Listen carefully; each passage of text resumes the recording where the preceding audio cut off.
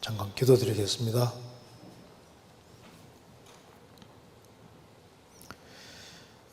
저희를 사랑하시는 하나님 아버지, 감사합니다.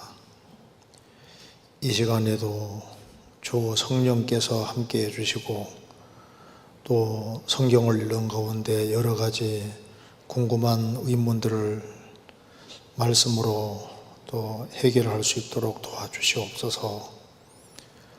주 성령께서 우리 마음을 환하게 비춰주시고 또 이 시간이 주 안에서 귀한 시간이 되도록 도와주시고 우리 신앙생활에 도움이 될 수 있도록 역사해 주시고 도와주옵소서. 말씀 앞에 나와 있는 모든 분들 일일이 함께 해주시고 주의 크신 은혜와 사랑으로 함께 해 주옵소서. 모든 시종 함께 해주시고 도와주시기를 간절히 의지하오며 우리 구주 예수 그리스도 이름으로 기도하옵나이다. 아멘. 성경 레위기 10장 찾겠습니다. 레위기 10장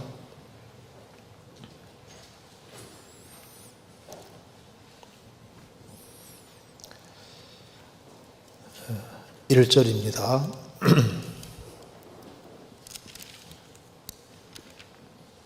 1절 아론의 아들 나답과 아비후가 각기 향로를 가져다가 여호와의 명하시지 않은 다른 불을 담아 여호와 앞에 분향하였더니 불이 여호와 앞에서 나와 그들을 삼키매 그들이 여호와 앞에서 죽은지라.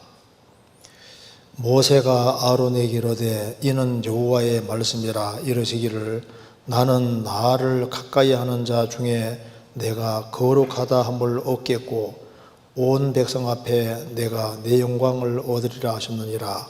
아론이 잠잠하니 모세가 아론의 아잡이 우시엘의 아들 미사엘과 엘사반을 불러 그들에게 이르되 나와 너희 형제들을 성소 앞에서 진 밖으로 메어가라 하매 그들이 나와 모세의 명대로 그들을 옷 입은 채 진 밖으로 메어내니 그뒤에 모세가 아론과 그 아들 엘리야설과 이다말에게 이르되 너희는 머리를 풀거나 옷을 찢지 말아서 너희 죽음을 면하고 여호와의 진노가 온 회중에게 미침을 명케하라. 오직 너희 형제 이스라엘 온 족속이 여호와의 치신 불로 인하여 슬퍼할 것이니라. 여호와의 관주가 너희에게 있은즉 너희는 회막문에 나가지 말아서 죽음을 면할지니라. 그들이 여호와의 명대로 하니라. 그리고 넘어가서 16절 모세가 속죄제 드린 염소를 찾은 적 이미 불살한지라. 그가 아론의 남은 아들 엘르아살과 이다말에게 노하여 가로되 이 속죄제의 생은 지극히 거룩하거늘 너희가 어찌하여 거룩한 곳에서 먹지 아니하였느뇨. 이는 너희로 회중의 죄를 담당하여 그들을 위하여 여호와 앞에 속하게 하려고 너희에게 주신 것이니라. 그 피를 성소에 들여오지 아니하였으니 그 제육은 너희가 나의 명한 대로 거룩한 곳에서 먹어서 할 것이니라. 아론이 모세에게 이르되 오늘 그들이 그 속죄제와 번제를 여호와께 드렸어도 이런 일이 내게 임하였거늘 오늘 내가 속죄 제육을 먹었다면 여호와께서 어찌 선히 여기셨으리요. 모세가 그 말을 듣고 좋게 여겼더라. 거기까지입니다. 오늘 질문이 7가지가 나와 있는데 아주 간단하게 좀 생각을 해보도록 하겠습니다. 첫 번째 질문부터 제가 읽어보겠습니다. 레위기 10장 19절이 이해가 잘 안 됩니다. 방금 읽은 겁니다. 19절 제가 다시 한번 읽어보겠습니다.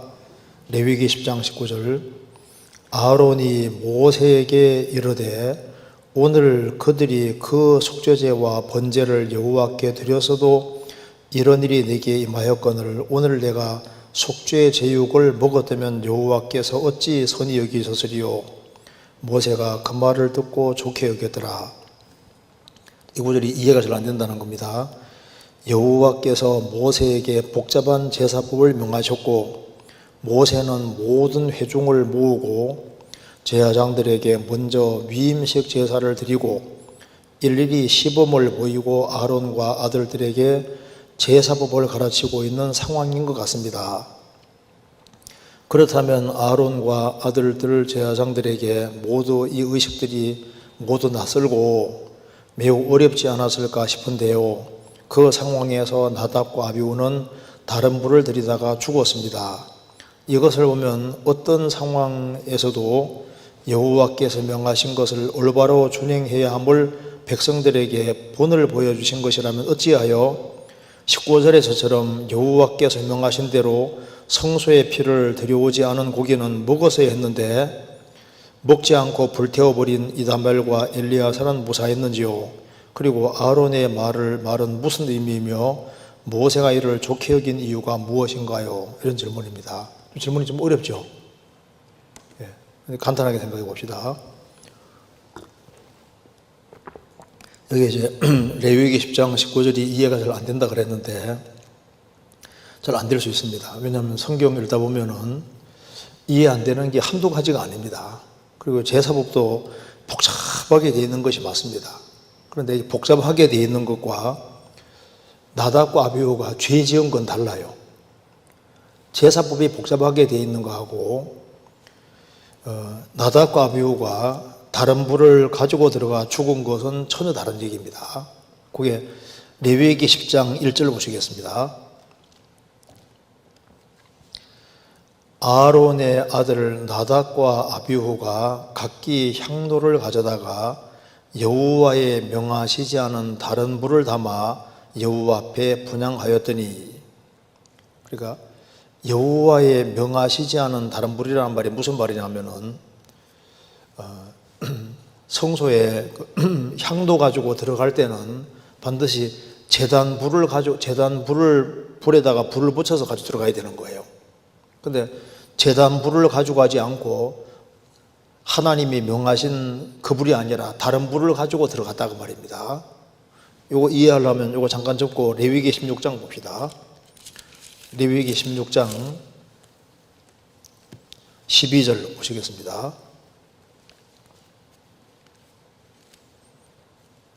16장 12절 향도를 취하여 여호와 앞 단 위에서 피운 불을 그것에 채우고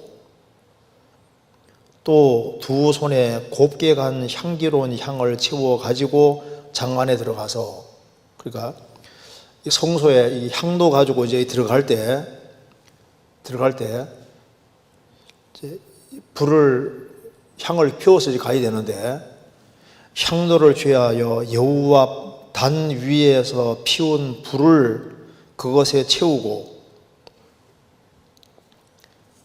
제단 불을 가지고 불을 사용해서 그걸 향을 살라가지고 들어가야 되는 거예요. 그리고 이제 제단의 불은 하늘에서 내려온 불이 붙여놓은 겁니다. 그 제단이 뭘 말하는 겁니까? 십자가. 그 제단은 십자가를 말하는 거고, 제단이 만들어지고 여호와의 불이 거기에 내려와서 제물을 불살랐습니다. 그 제단 불은 꺼치지 말라고 했지 않습니까? 그러니까 그 불을 사용해서 불을 붙여 가지고 들어가야 되는 거예요. 그런데 제단 불을 가지고 들어가야 되는데 그건 하나님이 명하신 건데 이건 복잡한 거와 관계없습니다. 당연히 제단 불을 가지고서 불 붙여서 들어가야 되는 거예요. 그런데 다시 레위기 10장 1절 보시겠습니다. 아론의 아들 나답과 아비후가 각기 향로를 가져다가 여호와의 명하시지 않은 다른 불을 담아 여호와 앞에 분향하였더니, 그러니까 제단불을 불로 불 붙인 것이 아니라 그거하고 전혀 관계없는 다른 불을 가지고 들어간 거예요. 여기 제단은 십자가의 그림자잖아요. 향을 사라는 것은 기도하는 그림자인데 하나님 앞에서 향을 들고 가서 불살라서 이제 이렇게 하는 것이 향 살라 오르는 것이 이게 기도하는 그림자입니다. 그런데 우리가 신약 시대로 말하면은 기도할 때 예수님의 이름으로 하고 십자가 공로의 근거에서 다 기도하게 돼 있고 십자가와 연결되는 속에서 다 기도가 되어져야 되는 거지 않습니까? 그런데 여호와의 명하시지 않은 다른 종류의 불을 가지고 들어갔다. 그러니까 항상 십자가에 근거해가지고 주님의 공로에 근거해가지고 모든 것이 다 되어져야 되기 때문에 반드시 제단불을 사용해서 하나님께 나아가야 되는데 다른 불을 가져감으로써 징계받아서 죽게 된 거예요. 거기 보시면 2절에 불이 여호와 앞에서 나와 그들을 삼킴에 그들이 여호와 앞에서 죽은지라, 그 징계로 죽은 겁니다. 이것은 신약 시대에 아주 중요한 교훈이 되는 겁니다. 다른 불은 안 된다 그 말입니다. 하나님이 항상 명하신 그 불을 사용해야 되는 것처럼 신약 시대 때도 다른 예수, 다른 복음, 다른 영 이거 가지고 들어가면 큰일 나는 거예요. 그것에 대한 교훈이 될 수 있는 겁니다. 성경 이거 잠깐 접고 고린도 후서 11장 찾겠습니다. 11장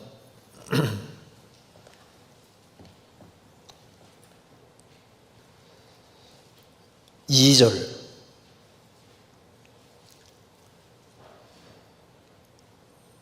내가 하나님의 열심으로 너희를 위하여 열심을 내노니 내가 너희를 정결한 처녀로 한 남편인 그리스도께 드리려고 중매하며로다. 뱀이 그 관계로 이와를 미혹해 한 것 같이 너희 마음이 그리스도를 향하는 진실함과 깨끗함에 서거나 부패할까 두려워하노라. 만일 누가 가서 우리의 전파하지 아니한 다른 예수를 전파하거나 혹 너희의 받지 아니한 다른 영을 받게 하거나 혹 너희의 받지 아니한 다른 복음을 받게 할 때에는 너희가 잘 용납하는구나. 예수님은 신랑이고 구원받은 사람은 정결한 처녀입니다. 바울 사도는 중매정이라고 했습니다. 그래서 내가 너희를 정결한 처녀로 한 남편인 그리스도께 드리려고 중매한다고 하면서 뱀이 그 관계로 하와를 미혹해서 넘어뜨린 것처럼 너희 마음이 그리스도를 향하는 진실함과 깨끗함에서나 부패할까 두려워하노라. 그러면서 고린도 후서 받는 사람 속에도 다른 예수, 다른 영, 다른 복음을 전하는 사람이 있었고 그거 이야기할 때 잘 용납한다고 했습니다. 그런데 다른 예수, 다른 영, 다른 복음을 전하는 사람들은 거짓 일꾼인 거예요. 그 뒤에 13절 저런 사람들은 다른 예수, 다른 영, 다른 복음을 전하는 사람들, 저런 사람들은 거짓 사도요, 괴휼, 거짓의 일꾼이니 자기를 그리스도의 사도로 가장하는 자들이니라. 이것이 이상한 일이 아니라 사단도 자기를 광명의 천사로 가장하나니 그러므로 사단의 일꾼들도 자기를 의의 일꾼으로 가장하는 것이 또한 큰일이 아니라 저희의 결국은 그 행위대로 되리라. 이제 예수님을 제대로 믿어야 되는데 내용을 조사해 보면은 성경에서 말하는 예수하고 조금 달라요. 성경에서 말하는 성령을 받아야 되는데 보니까 다른 영이다 그 말입니다. 복음은 복음인데 보면은 다른 복음인 거예요. 성경에서 말하는 예수님은 다 이루었다 예수입니다. 그리고 성령님은 구원받지 아니한 사람 배후에도 일을 하고 있습니다. 성령이 오시면은 죄와 의와 심판에 대하여 세상을 책망하시리라. 세상을 책망하시리라. 구원받지 아니한 사람 배후에도 성령께서는 일을 하고 계시는데 성령이 속에 들어올 때는 속죄 받을 때만 들어오십니다. 죄 사함을 얻으라. 그리하면 성령을 선물로 받으리니. 죄를 사함 받은 사람 속에 성령이 속에 들어오시는 거예요. 들어오시는 것은 속죄 통해서 들어오시는 겁니다. 내 죄를 속하여 주신 주, 내 속에 들어와 계시네. 그러니까 속죄 받을 때 들어오시는 성령이 진짜 성령이잖아요. 그리고 성령이 들어오시면은 그리스도를 중심으로 해서 생을 살도록 만들고 그리스도와 운명과 고락을 함께 만들고 그리스도를 더 알고 그리스도를 더 따르게 만들어 가십니다. 그런데 영을 받았다고 하는데 속죄 받은 적도 없고 엉뚱한 거예요. 영은 영인데 다른 영이다 그 말입니다. 복음은 복음인데 다른 복음도 있는 거예요. 예수님이 구약 성경대로 세상에 오셔서 십자가 죽어서 피를 흘림으로 우리 죄값을 영원히 치르셨고 예수님이 부활하심으로 우리를 의롭다고 하신 것이 복음인데 그 복음 외에 다른 복음 전하면 저주받는다고 했습니다. 여기도 이제 다른 영, 다른 예수, 다른 복음을 받은 사람은 정결한 처녀가 아니라 잘못하면은 부정한 여자, 음녀가 될 수 있고 그리스도와는 전혀 관계없는 사람이 될 수도 있는 겁니다. 그래서 구약시대 때 제단 불이 아니라 다른 불을 가지고 들어감으로써 하나님이 그 징계로 이 두 사람을 죽인 걸 통해서 십자가와 연결되지 않는 그 모든 것이 얼마나 그 하나님 앞에 심각한 문제가 있을 것을 그림으로 미리 보여줬지 않습니까? 그래서 다른 불은 안 되는 겁니다. 반드시 제단불을 사용해서 향을 살라야 되는 거예요. 그리고 다시 보시겠습니다. 레위기 10장 여기 이제 질문에 이제 이 제사를 이제 하나님 앞에 이제 위임식을 하고 속죄 제사를 드리고 그리고 하나님께 드린 그 제물은 먹어야 되는데 이게 안 먹었다는 거예요. 그런데 어째서 모세가 이걸 선히 여겼느냐, 이게 이제 이해가 안 된다는 말입니다.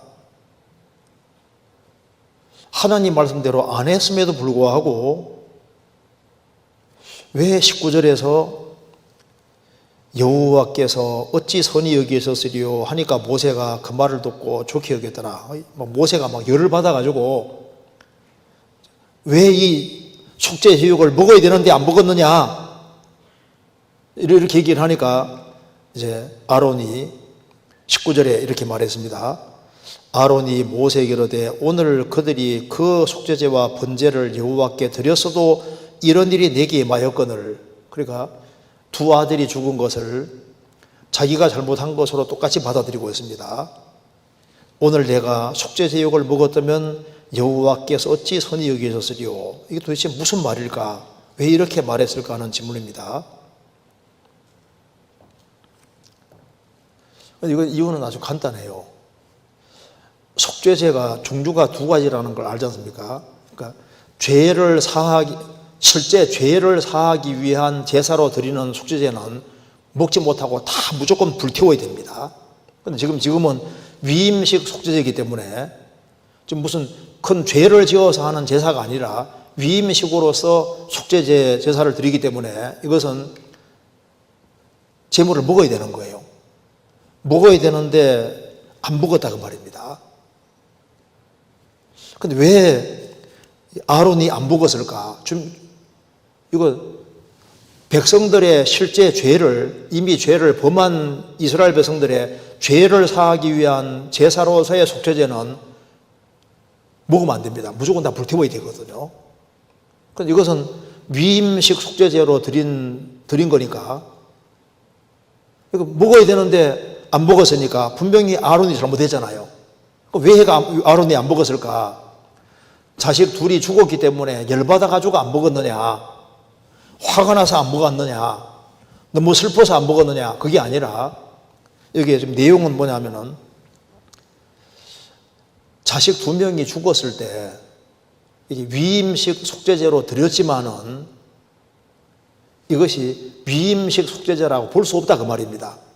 이게 죄를 지어서 하나님 앞에서 징계로 죽은 거니까 이건 위임식 속죄제의 형식이라보다는 죄를 실제로 사하는, 그러니까 이제 실제로 둘이 죄를 지었으니까 자신이 대제사장이니까 자신이 죄 지은 것과 같은 상황에 처해 있다 그 말입니다.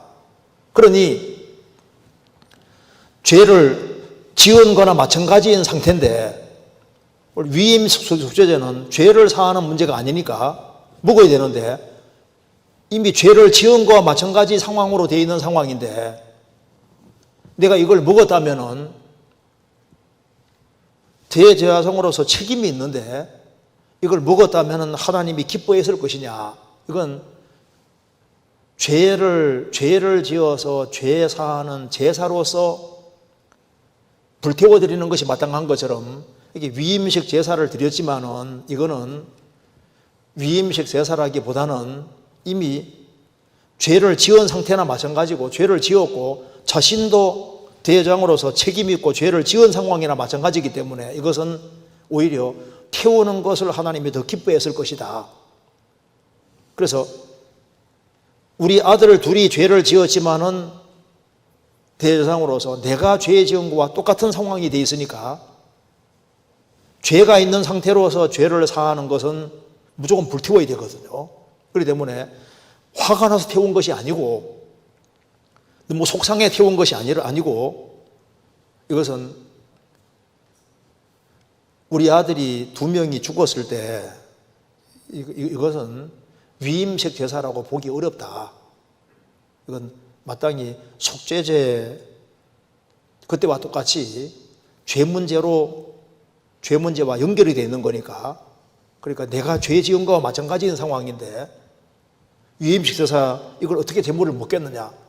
이 상태에서 나와 상관없이 우리 아들 둘은 죽었는데 나는 의롭고 그런 상태로 내가 먹어야 되느냐 아니면 대제사장으로서 내가 죄 지은 거로 여기고 그리고 내가 죄 지은 거와 똑같은 심정을 가지고 그런 이미 죄를 지은 상태와 있는 그런 상태로 있는 그런 사람으로서 이걸 불태우는 걸 하나님이 더 좋아했을 거다 하니까 모세가 그 말 들어보니 그 말이 맞거든요. 그래서 여호와께서 어찌 그걸 선히 여기셨을 거냐. 모세가 그 말을 듣고 좋게 여겼더라. 그래서 하나님의 마음을 생각하니까 그 제사 자체가 이게 위임식 제사라고 보기 어려울 성격도 있으니까 안 먹고 태우는 걸 하나님은 오히려 더 선히 여기실 것이다. 하나님의 마음과 심정을 헤아리고 또 자신이 아들이 죄를 지었지만 나는 깨끗하다 이렇게 여기는 것보다 대장으로서 책임을 지고 있는 이런 마음을 표현했을 때 그것이 하나님께서도 그 마음을 보시고 그리고 오히려 그것을 선히 여겼을 것이다. 그래서 모세가 그 말을 듣고 좋게 여겼더라. 그래서 여기 이제 위임제사는 무조건 먹어야 되거든요. 그런데 이미 죄를 지은 상태이기 때문에 이것은 죄를 지어서 속죄하는 형식의 그런 상태로 지금 돼 있는 상태와 비슷하게 돼 있으니까 차라리 안 먹고 불태우는 편을 하나님이 좋아했을 거다. 이렇게 얘기를 하고 있는 겁니다. 좀 이해되세요? 그리고 이제 이게 제사 종류가 두 가지인데 죄와 연결되어 있을 때는 무조건 다 불태워야 되거든요. 근데 죄와 관계되지 않았을 때는 그냥 위임식으로 속죄제는 먹을 수 있는 겁니다. 근데 이것은 아론이 내가 죄 지은 것과 똑같은 상황이라고 생각을 했기 때문에 하나님께서는 안 먹는 것을 그러니까 자식 2명이 죽었을 때 내가 교육을 잘못시켰고 이제 내가 죄 지은 거와 연결되어 있을 거라고 생각을 한 겁니다. 그리고 이제 왜 맨정신 가지고 있는 나답과 아비후가 다른 불 가져갔을까? 아마 뒤에 보면은 술 먹었을 가능성이 또 많이 있는 겁니다. 그 뒤 보시겠습니다. 레위기 10장 8절에 여호와께서 아론에게 일러 가라사대 너와 네 자손들이 회막에 들어갈 때에는 포도주나 독주를 마시지 말아서 너희 사망을 면하라. 이는 너희 대대로 영영한 규례니라. 여기 왜 나답과 아비후가 죽은 이후에 이 말씀을 하냐 하면은 나답과 아비후가 술을 상당히 많이 먹은 상태로 있었을 가능성이 있어요. 술도 안 먹고 말짱한 맨정신이었을 때 정신이 또렷한데 다른 불 가지고 들어갔겠습니까? 아마 술을 먹었을 가능성도 있는 겁니다. 어쨌든 간에 나답과 아비후는 다른 불을 가지고 들어가서 징계로 죽었고 그건 신약시대 때도 교훈이 되고 또 이런 상황 속에서 이제 아론은 자기 책임과 자기 죄를 통감하기 때문에 안 먹고 이제 속죄 제사 드리는 것처럼 이제 다 불태워 드리는 것 자체가 오히려 하나님이 선히 여겼을 거다. 하나님 마음을 헤아려 가지고 그렇게 했다는 것을 알고 좋게 여겼다고 말씀한 겁니다. 그 정도 이해하면 되겠습니다. 자, 그 다음 질문 보겠습니다. 사무엘상 15장 35절 찾겠습니다.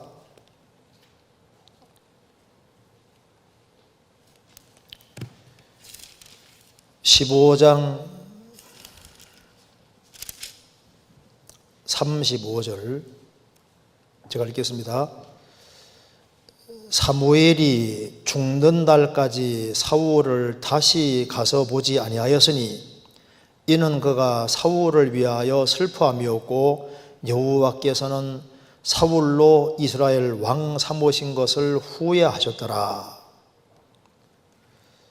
질문 내용은 하나님은 전지전능하시고 실수하지 않으시고 절대 손해를 보지 않으시는 분이신데 후회하신다는 것이 이해되지 않습니다. 하나님의 후회를 어떤 의미로 받아들이는 것이 좋을지 궁금합니다. 성경에 하나님은 후회하지 않는다는 말씀도 있고 후회한다는 말씀도 있잖아요. 그런데 이게 후회한다고 할 때 그 말씀의 성격이 약간 다릅니다. 그 앞에 29절 보시죠. 15장 29절. 이스라엘의 지존자는 거짓이나 변개함이 없으시니 그는 사람이 아니시므로 결코 변개치 않으심이니이다. 이스라엘의 지존자 하나님은 거짓도 없고 변개하심도 없으시다. 사람은 어떤 계획을 해놓고 실수해서 후회하는 그런 것이 있잖아요. 하나님은 하나님이 작정하시고 계획한 것을 변개하는 일이 없다. 왜? 그는 사람이 아니시기 때문에 결코 변개치 않으심이니이다. 사울이 잘못하니까 하나님이 사울 대신에 이 다윗을 왕 삼고 하시는데 하나님이 어떤 것을 계획을 추진하시고 할 때 실수해서 후회하는 그런 것은 있을 수가 없습니다. 그런데 여기서 사울이 왕 삼은 것을 후회했다는 뜻이 도대체 뭐냐? 이걸 이해하기 위해서 먼저 민수기 23장 찾겠습니다. 23장 19절.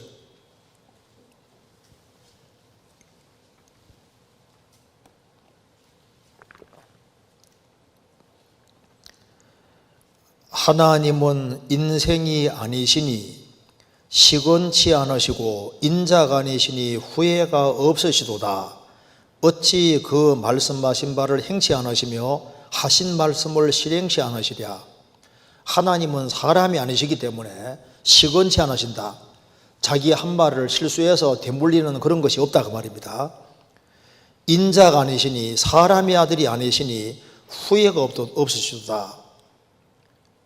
어찌 그 말씀하신 바를 행치 않으시며 하신 말씀을 실행치 않으시랴.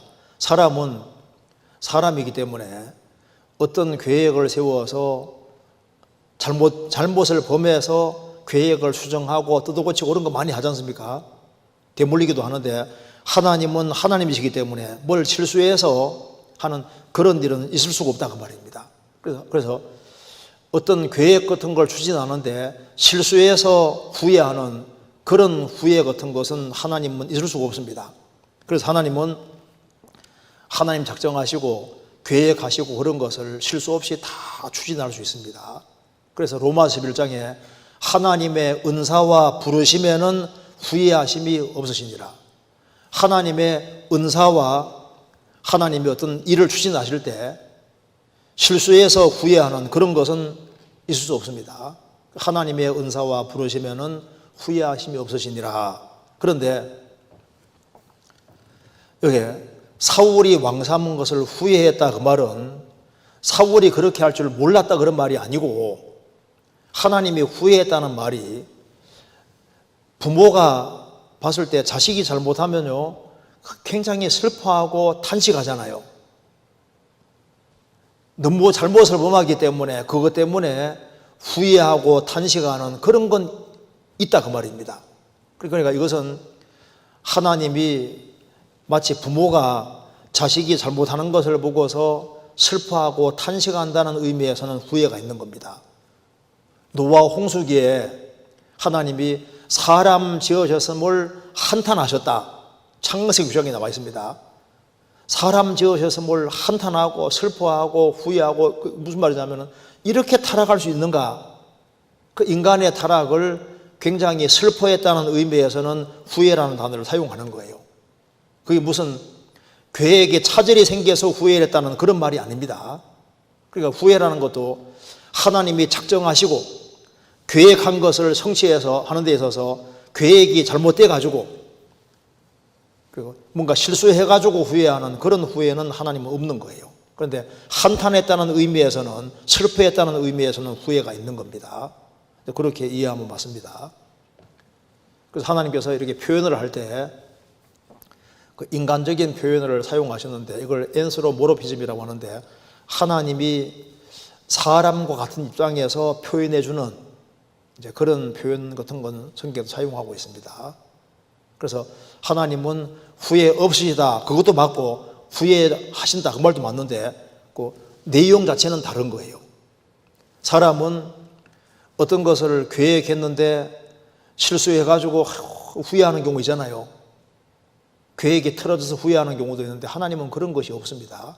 하나님은 역사의 처음부터 것을 다 하시고 작정하신 대로 다 역사를 운영하시는 거예요. 그 가운데 인간이 잘못을 범할 때마다 하나님은 안타까워하시고 괴로워하시고 힘들어하시고 그런 것은 똑같이 있는 겁니다. 시간 속에서 그렇게 하시는 것이 있는 거예요. 이것은 인간을 얼마나 사랑하는지 얼마나 인간이 잘 되기 바라는지를 그대로 표현하는 아주 중요한 내용이라고 할 수 있습니다. 그렇게 이해하면 되겠습니다. 그 다음에 질문 보겠습니다.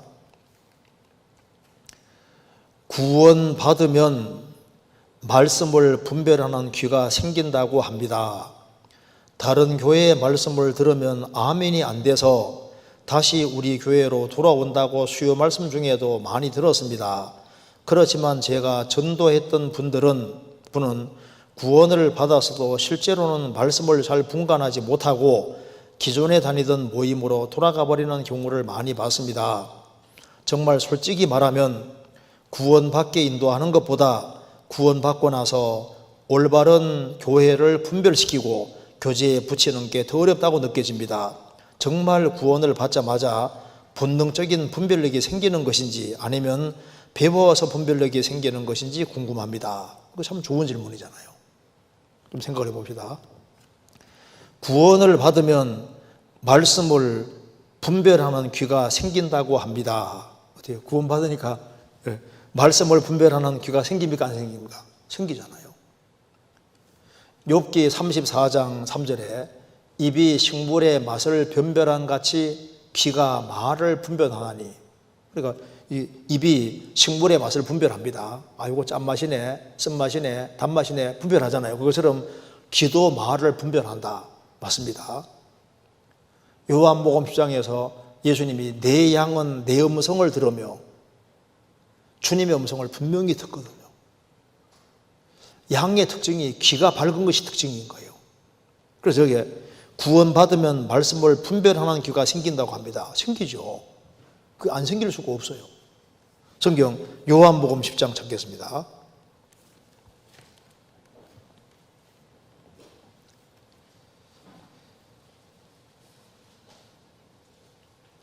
(4절) 10장 4절. 자기 양을 다 내어놓은 후에 앞서가면 양들이 그의 음성을 아는 고로 따라오되 타인의 음성은 알지 못하는 고로 타인을 따르지 아니하고 도리어 도망하느니라. 주님의 양은 주님의 음성을 압니다. 그래서 주님을 따라가는 거예요. 타인의 음성은 알지 못하는 고로 타인을 따르지 아니하고 따르지 않습니다. 도리어 도망하느니라. 그렇죠. 성령을 받으면은 틀림없이 생기는 것이 분별력이에요. 분별력이 없을 수가 없습니다. 분별력이 없다면은 성령을 받았다는 말이 거짓말인 거예요. 왜 분별력이 없어요? 그래서 여기에 구원을 받으면 말씀을 분별하는 귀가 생긴다고 합니다. 생기죠. 양의 특징이 귀가 밝은 것인데 주님은 목자시고 거듭난 그리스도인들은 양이고 양떼인데 양이 주님 음성을 분별하지 못하면 어떻게 주님 따라갈 수 있겠습니까? 소경이 소경인도 하면 둘이 다 구덩이에 빠진다고 했는데 눈 뜬 사람은 소경 안 따라가요. 그럴 수가 없어요. 죽은 자와 산 자가 똑같을 수가 없잖아요. 고린도전서 2장입니다.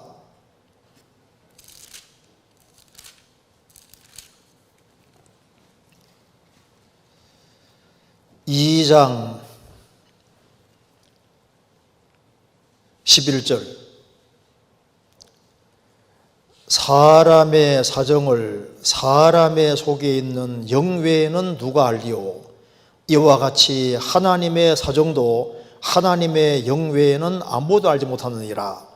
우리가 세상의 영을 받지 아니하고 오직 하나님께로 온 영을 받았으니 이는 우리로 하여금 하나님께서 우리에게 은혜로 주신 것들을 알게 하려 하심이라. 우리가 이것을 말하거니와 사람의 지혜에 가르친 말로 아니하고 오직 성령에 가르친 것으로 하니 신령한 일은 신령한 것으로 분별하느니라. 육에 속한 사람은 하나님의 성령의 일을 받지 아니하나니 저희에게는 미련하게 보이며 또 깨닫지도 못하나니 이런 일은 영적으로야 분별함이니라.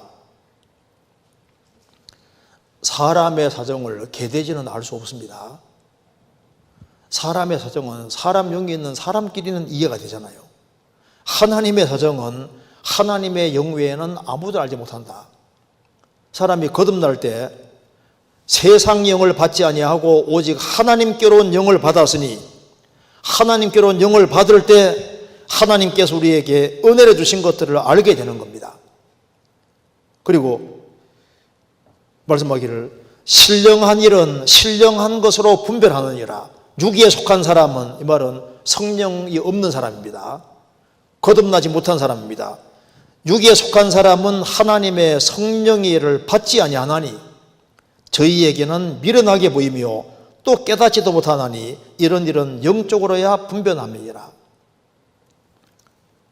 성령을 받은 사람은, 거듭난 사람은 틀림없이 분별력이 있고 시간 지나가면 분별력이 점점 커지는 거예요.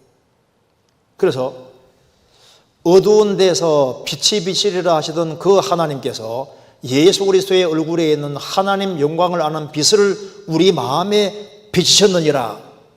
어둠이 있을 때는 분간이 안 가잖아요. 빛이 딱 주어지면은 빛으로 말미암아 분간이 딱 하게 되어 있습니다. 그래서 창세기 1장에 태초에 하나님이 천지를 창조하시니라. 땅이 혼돈하고 공허하며 흑암이 깊음 위에 있고 하나님의 신은 수면이 운행하시니라. 하나님이 가라사대 빛이 있으라 하시며 빛이 있었고 그 빛이 하나님 보시기에 좋았더라. 하나님이 가라사대 빛이 있으라 하시니까 빛이 딱 비치니까 빛과 어둠으로 나눠지지 않습니까? 그러니까 빛이 들어오니까 빛과 어둠으로 탁 구분되는 거예요. 둘째 날 되니까 궁창 위의 물과 궁창 아래 물로 갈라지고, 셋째 날 되니까 바다의 수육지가 나눠지고, 그 다음에는 식물이 생기고 동물이 쫙 생겼지 않습니까? 그러니까 날이 갈수록 분별이 점점 커졌던 겁니다. 그잖아요. 나사로가 죽었습니다. 예수님께서 돌문을 열었습니다. 나사로가 무덤에 있은 지 나흘입니다. 나사로야 나오너라. 나오는데 얼굴은 수건에 쌓여 있고 몸은 배로 동이채로 있습니다. 예수님께서 풀어놓아 다니게 하라.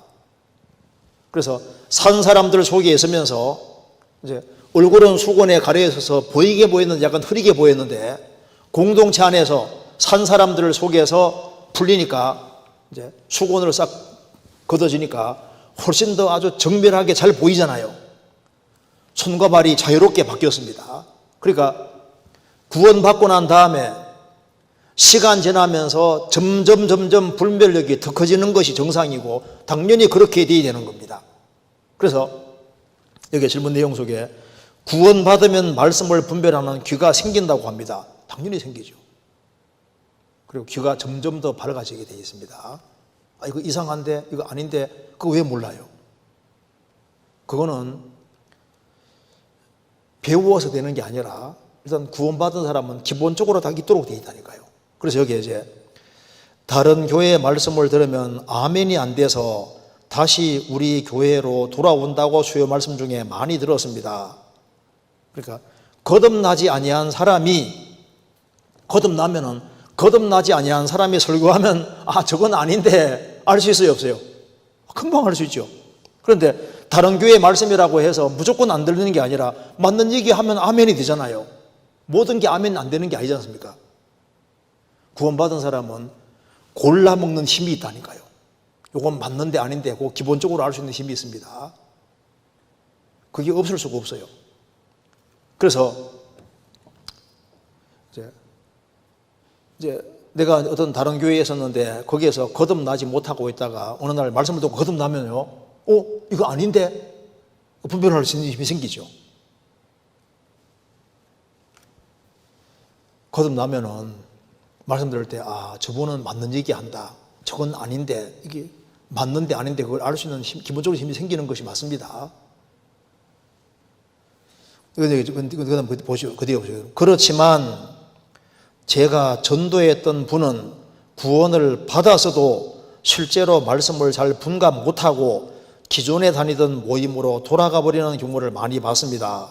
근데 구원을 받았어도 이게 이제 다른 사람 구원을 보증하지 마세요. 쉽게. 구원을 받았어도 받았는지가 문제라니까요. 간증한다고 해서 모두 구원받아 단장할 수 없잖아요. 구원을 받았어도 실제로 말씀 잘 분간 못하고 기존에 다니던 모임으로 돌아가 버리는 경우를 많이 봤습니다. 구원받았다고 간증해서 모두 구원받아 할 수 없잖아요. 구원을 받으면은 받았는지 안 받았는지는 간증 통해서 어느 정도 알 수 있지만은 좀 더 시간이 지나 봐야 됩니다. 왜냐하면 바울 사도도 거짓 형제 중에 위험을 당했다고 말씀했잖아요. 바울 사도조차도 신약 성경 14권을 기록한 사람인데 이 형제는 정말 구원받은 형제라고 생각을 했는데 나중에 보니까 가짜였던 거예요. 성경 한번 찾아봅시다. 고린도 후서 11장.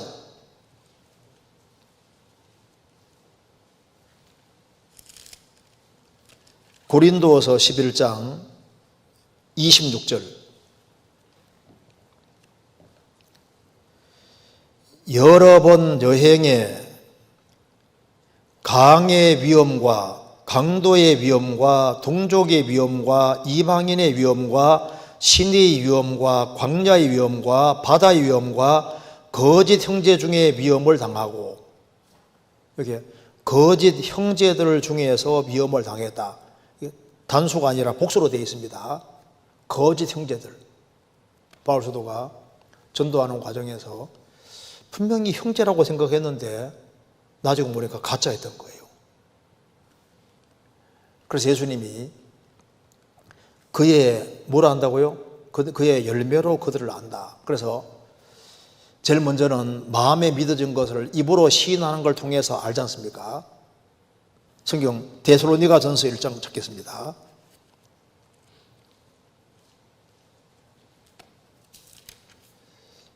(1장) 4절.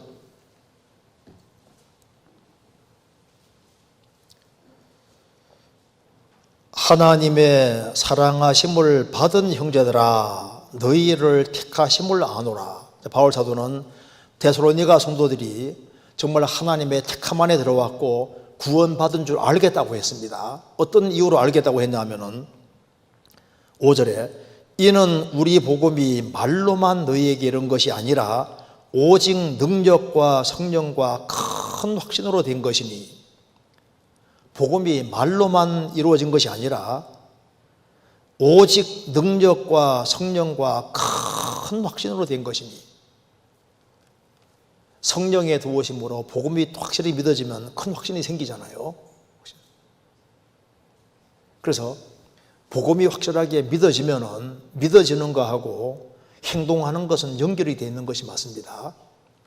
D.L. 무디가 한번 이제 설교하면서 믿는 것과 행하는 것은 연결되어 있습니다 하니까, 믿는 거하고 행하는 거하고 연결이 되어 있다는 게 나는 이해가 안 된다고 어떤 사람이 말하니까 저는 그걸 간단하게 증명해 보일 수 있습니다. 한번 얘기해 보시죠 하니까 D.L. 무디가 말합니다. 당신이 집에 있는데 어떤 사람이 문을 딱 열고 얼굴을 내밀면서 불이 났습니다. 그래서 막 아주 놀라가지고 막 그래가지고 불이 났다고 아주 심각하게 얘기를 할 때 당신이 그것을 믿는다면 어떻게 하겠습니까? 무조건 뛰쳐나오죠. 그렇죠? 그러니까 믿는 거하고 액션, 행동, 시야하는 게 연결되어 있는 것이 맞다고 말입니다. 진짜 믿으면은 행동이 나오도록 되어 있는 것이 맞거든요. 그래서 이제 복음이 성령의 도우심으로, 이론이 아니라 성령의 도우심으로 정말 믿어졌으면은 복음이 정말 내 것이 딱 됐으면은 성령으로 말미암아 성령이 그걸 믿어지게 하셨으면은, 성령이 딱 와 있으면은 분별력이 생기는 게 당연한 거예요. 분별력이 있어야지 맞죠. 그리고 이제 시간 지나가면서 예수님 말씀하신 대로 그의 열매로 그들을 안다는 말씀대로 열매가 나오게 되어 있습니다.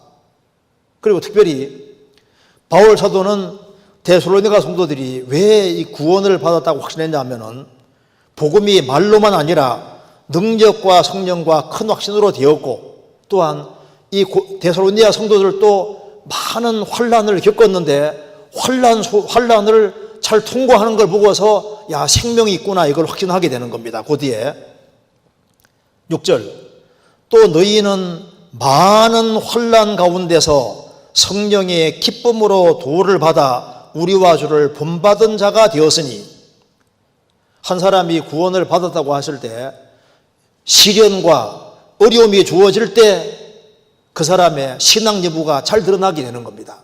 데살로니가 성도들은 너희는 많은 환난 가운데서 성령의 기쁨으로 도를 받아서 우리와 주님을 본받는 자가 되었으니까 그 환난을 기쁘게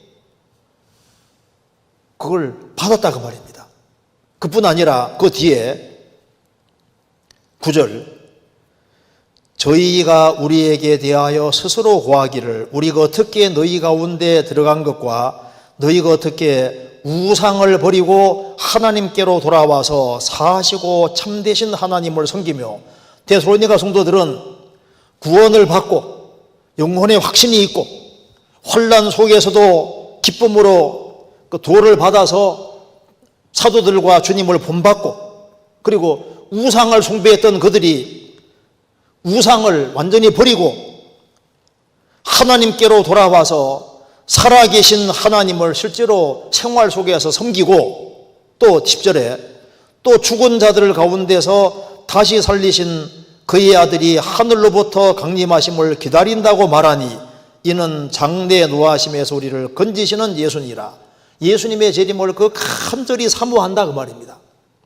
이런 걸 보니까 너희가 정말 택함 안에 들어왔고 구원받은 줄 확실히 알겠다. 바울 사도가 데살로니가 성도들이 구원받았다는 걸 어떻게 확신했냐 하면은 복음이 하나의 이론이 아니라 영혼 속에 실제로 이루어졌고 또 환난을 기쁨 속에서 잘 견디고 주님을 본받고 사도들을 본받고 그리고 우상을 숭배했는데 우상을 버리고 정말 하나님께로 돌아와서 살아계신 하나님을 생활 속에 섬기고 또 예수님의 재림을 간절히 바라고 사는 걸 봤을 때 야, 너희 믿음 확실하다 이렇게 말했다 그 말입니다. 그렇죠? 그러니까 여기 그렇지만 제가 전도했던 분은 구원을 받아서도 실제로 말씀을 잘 분간 못하고 기존에 다니던 모임으로 돌아가 버리는 경우를 많이 봤습니다. 자, 기존 모임으로 돌아가서 그거로 끝이면 이상한 겁니다. 깨우쳤으면은 우리 교회가 싫더라도 복음을 깨우쳤으면은 깨우친 사람은 그 기존에 그 모임에 갔으면은 가만히 있습니까? 복음을 깨우쳤으면은요, 그걸 복음을 전해서 깨닫게 해주려고 노력을 하게 되기 때문에 왕따도 시키고 이상에 있다는 소리도 듣고 그런 거 가르치지 마라 이렇게 제재도 받고 뭔가 일이 생겨야지 맞는 거잖아요. 그곳에서도 복음을 전하려고 하고 그런 행동들이 나와야 되는 것이 맞는 겁니다. 그런데 거듭나기 전과 후가 동일한 상태로 그냥 끝나버리면은 생명이 심겨졌다는 것이 아니고 잠깐 기뻐했는데 그거로 끝난 거니까 실제로 구원을 안 받을 가능성이 훨씬 더 많은 거예요. 성경 마가복음 4장 찾겠습니다.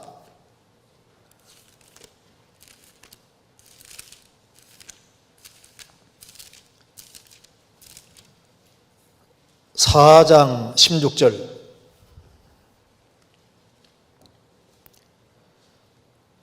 또 이와 같이 돌밭에 뿌리웠다는 것은 이들이니 곧 말씀을 들을 때 즉시 기쁨으로 받으나 그 속에 뿌리가 없어 잠깐 견디다가 말씀을 인하여 혼란이나 핍박이 일어나는 때는 곧 넘어지는 자요. 즉시 기쁨으로는 받았는데 어려움이 주어지니까 맨 똑같게 바뀌었습니다. 구원, 그런 건 구원된 것이 아닙니다. 성경 누가복음 8장 찾겠습니다. 8장 13절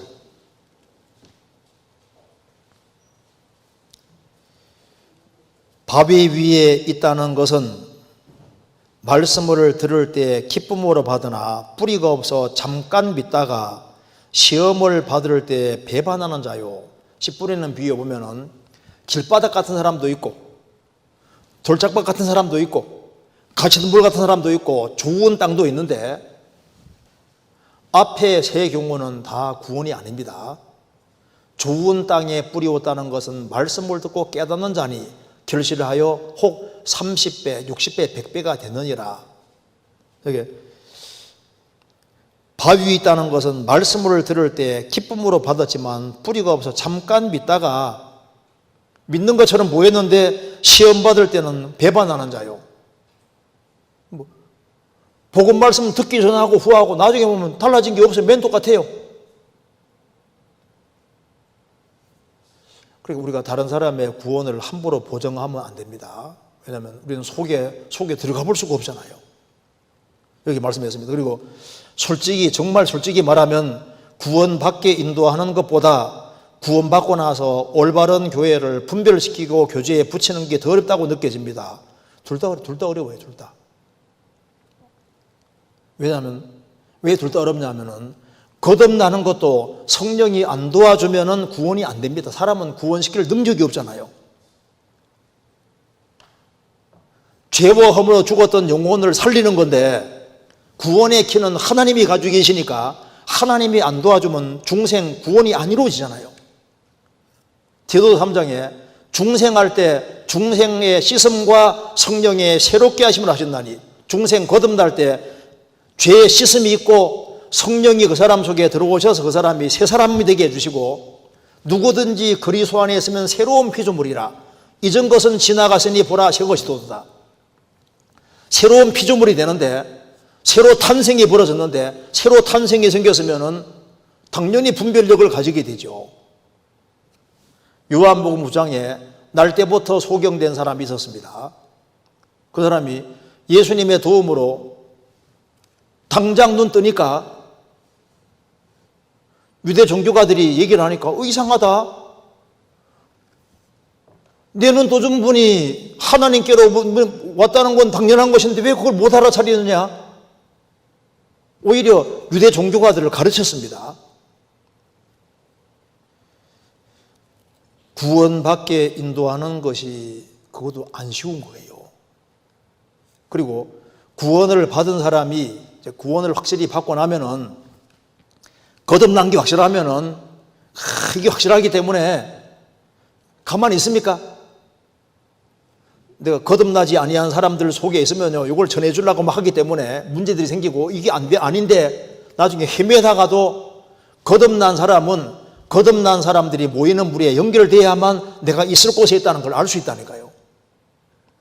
시편 1편에 보면은 복 있는 사람은 악인의 꾀를 좇지 아니하며 죄인의 길에 서지 아니하며 오만한 자의 자리에 앉지 아니하고 오직 여호와의 율법을 즐거워하여 그 율법을 죄하로 묵상하는 자로다. 저는 시냇가에 신문나무가 시절을 쫓아 과실을 맺으며 그 잎사귀가 마르지 아니하면 같으니 그 행사가 다 형통하리로다. 저는 시냇가에 심기워진 나무입니다. 복 있는 사람은 단수잖아요. 악인, 죄인, 오만한 자도 복수로 되어 있습니다. 구원 안 받은 사람은 많지만은 복 있는 사람, 의인은 구원받은 사람 너무 적은 거예요. 그런데 저는 의인은 시냇가에 심기워진 나무라고 했습니다. 그 시냇가가 그 히브리어에는 어떻게 되냐면 시내가 영어로는 리버즈 복수로 되어 있습니다. 시내들이거든요. 강들이거든요. 그러니까 인공으로 만들어진 그러니까 동산에 인공으로 동산을 만들어 놓고 거기에다가 여러 시냇물, 강물을 끌어들여서 계획적으로 인공수로 같은 걸 만들어서 계획적으로 조성해 놓은 거기에다가 있는이 아니라 심겨진 나무라고.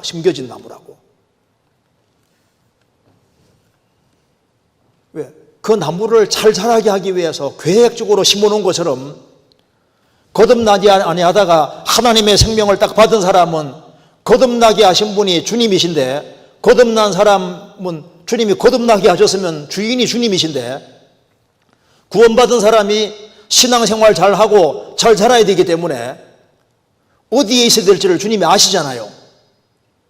시냇가에 심기워진 있는이 아니라 계획적으로 심기워진 거라고요. 그래서 한 사람을 거듭나게 하신 것이 주님이시고 거듭나게 했으면 거듭난 사람이 교회에 연결되는 게 하나님의 뜻이고 거기에 붙어야 되는 게 당연한 거예요.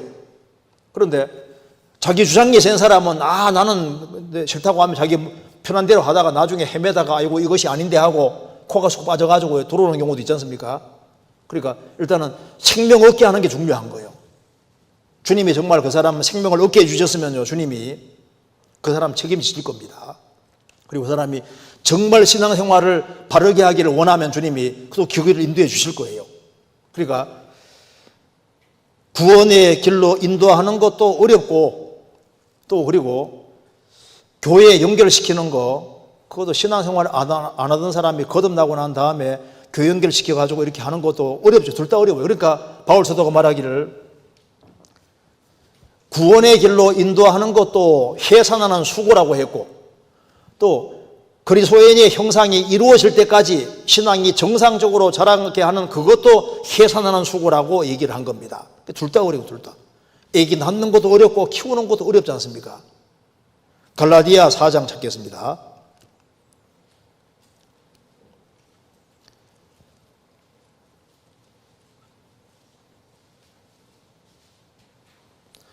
(4장) 19절.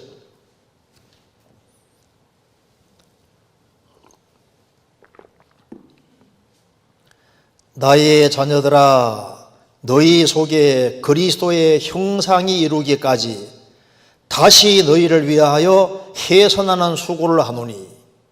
왜 여기 다시란 말이 나와 있냐면 갈라디아 성도들이 거듭나도록 돕기 위해서 해산한 수고를 한 번 했고, 너희 속에 그리스도의 형상이 이루기까지 다시 너희를 위하여 해산하는 수고를 한다. 요즘은 세상 유혹이 너무너무 심하기 때문에 주님 품으로 인도해서 거듭나도록 돕는 것도 이거 힘든 거고, 또 거듭난 사람이 또 신앙생활을 잘하기 위해 붙잡아주는 것도 또 너무 힘든 거예요. 두 가지 다 힘듭니다. 그래도 우리 시대에 비슷비슷한 가르침들이 너무 많기 때문에, 또 좋은 소리는 다 하는 시대이기 때문에 이제 조금만 정신이 안 차리면요 분별력이 흐려지는 일도 많습니다. 그래서 좋은 이야기를 많이 해주는 것이 중요한 게 아니고, 하나님이 교회를 세우신 목적은 예수님은 생명을 얻게 하고 더 풍성한 생명을 얻기 위해 오셨기 때문에 정말 생명이 탄생하는 일이 있어야 되는 거예요. 실제로 사람이 거듭나는 일이 생기게 되는 겁니다. 1인은 양을 못 낳거든요. 양만 양을 낳을 수 있잖아요. 아무리 훌륭한 이야기를 많이 한다 할지라도 그렇다고 해서 거듭나는 거하고는 다릅니다. 하나님의 생명이 탄생하도록 하고, 그리고 이제 거듭난 사람들이 한 무리와 한 뜻이 되어서 복음 전해서 복음 역사가 계속 이루어지게 하는 이것은 주님이 머리로 계시고 구원받은 사람을 사용하실 때만 있는 일인 거예요. 그래서 제 아무리 능력이 있다 할지라도 거듭나게 하고 이렇게 하는 것은 사람이 할 수 있는 게 아닙니다. 사람은 다 도구로 쓰임받는 것 뿐입니다. 그래서 여기에 진정한 탄생이 있는 곳에 진정한 양육도 있고 성장도 하게 할 수 있는 겁니다. 그러면서 여기 뒤에 보면은 정말 구원을 받자마자 본능적인 분별력이 생기는 것인지 아니면 배워서 분별력이 생기는 것인지 궁금합니다. 본능적으로 분별력이 생기는 것이 맞고, 말씀을 배워가는 곳 속에서 점점 더 바른 분별력이 생기는 거예요. 당장 눈 떠서 분별력이 생기고 비꼬든 분별되고 기본적인 분별되지 않습니까? 세밀한 것은 말씀을 배워가는 가운데서 점점 더 또 세밀한 분별력이 생기고, 또 말씀 가르침을 잘못 받으면 또 엉뚱하게 갈 수도 있는 거예요. 그래서 어쨌든 간에 이 질문이 우리가 좀 생각해 볼 만한 중요한 질문이라고 할 수 있습니다. 그래서 일단은 거듭나야 돼요. 거듭나면 기본적으로 분별력이 있다는 말은 확실한 사실입니다. 이건 모든 그리스도인들의 경험적인 사실이거든요. 예, 그리고 그 다음 질문 보시겠습니다. 열왕기하 5장 찾겠습니다. 열왕기하 5장 18절 17절부터 제가 읽겠습니다. 나아만이 가로되 그러면 청컨대 노새 2마리의 실을 흙을 당신의 종에게 주소서. 이제부터는 종이 번제든지 다른 제사든지 다른 제든지 다른 신에게는 드리지 아니하고 다만 여호와께 드리겠나이다. 오직 한 가지 일이 있사오니 여호와께서 당신의 종을 사유하시기를 원하나이다. 곧 내 주인께서 림본의 당에 들어가 거기에서 숭배하며 내 손을 의지하심에 내가 림본의 당에서 몸을 굽히오니 내가 림본의 당에서 몸을 굽힐 때 여호와께서 이 일에 대하여 당신의 종을 사유하시기를 원하나이다. 엘리에서 가로되 너는 평안히 가라. 저가 엘리에서를 떠나 조금 진행하니라. 질문에서 나아만이 림본의 당에 들어갈 수밖에 없는 상황인 것에 대하여 하나님께서 이해를 해 주신 것인가요? 예를 들면 그리스도인이 제사 자리에 가서 절은하지 않되 함께 그 자리에 참석은 하는 것 같은 의미로 받아들이면 될까요? 아니면 단호하게 군대 장관의 자리를 내려놓고서라도 단호한 신앙의 자세를 유지했어야만 했던 것인가요? 이거 참 좋은 질문이잖아요. 생각해 볼 만한 좋은 질문입니다. 이제 나아만은 요단강에 7번 들어가다 나오므로 문드병이 깨끗하게 나와버렸어요. 그걸 뭘 알았냐면, 야, 여호와만 참 하나님이구나 하는 걸 알았습니다. 그래서 17절에 말한 대로 이제 나는 다른 신에게 제사 드리지 않고 여호와에게 하나님께만 제사 드리겠고 하나님만 섬기겠습니다. 이렇게 말하는 겁니다. 그런데 이제 찝찝한 게 하나 있는 거예요. 내가 이제 아람에 가서 아람 왕이 이제 림몬의 당, 이제 우상의 단에서 이제 우상을 섬기는 우상의 단에 들어가서 내 손을 의지하기 때문에 내가 림몬 당에서 이제 왕은 우상 숭배하기 위해서 몸을 굽히는데 자기도 이제 이렇게 왕이 몸을 굽히니까 자기도 이렇게 조금 굽히게 되잖아요. 자기는 하나님을 섬기는데 이거 아니라는 걸 알면서도 고개를 숙이게 되니까 찝찝하다 그 말입니다. 그래서 뭐라 했냐면은 오직 한 가지 일이 있사오니 여호와께서 당신의 종을 사유하시기를 원하나이다. 용서해 주기 원합니다. 그 말이잖아요. 왜냐하면 양심에 끓이 끼기 때문에 이 말을 하고 있는 겁니다. 그러니까 이게 고개를 본의 아니지만은 왕이 고개를 숙일 때 왕을 부추게 되니 같이 고개를 숙이게 되니까 분명히 다른 사람도 똑같이 나아만은 똑같이 림몬 당에서 우상 숭배한다고 이길 수밖에 없잖아요. 볼 때 자기 속은 아닐지라도. 그러니까 이제 이게 마음에 끓이끼는 거예요. 끓이끼지 않으면은 사유하시기를 원하되 이 말 할 수 없잖아요. 그러니까 나아만은 이것이 끓이낀다는 걸 알고 있습니다. 그런데 내 마음은 그것이 아니니까 하나님이 이건 내가 잘못인 줄 아는데 이걸 용서해 주시기 바란다.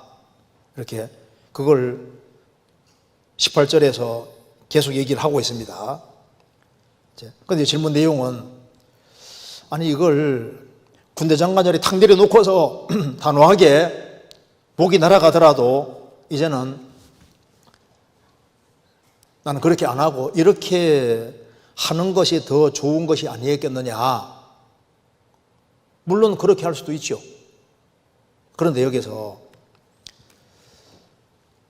하나 좀 생각해 볼 것이 이것에 대해서 하나님이 어떻게 생각하셨을까. 근데 먼저 아셔야 될 것은 이 나아만이 이스라엘 사람이 아니고 이방인이잖아요. 이방인인데 이제 비로소 여호와가 참 하나님인 것을 알게 되었습니다. 그리고 이제 이 부분에 대해서 하나님이 용서해 주기를 원하신다.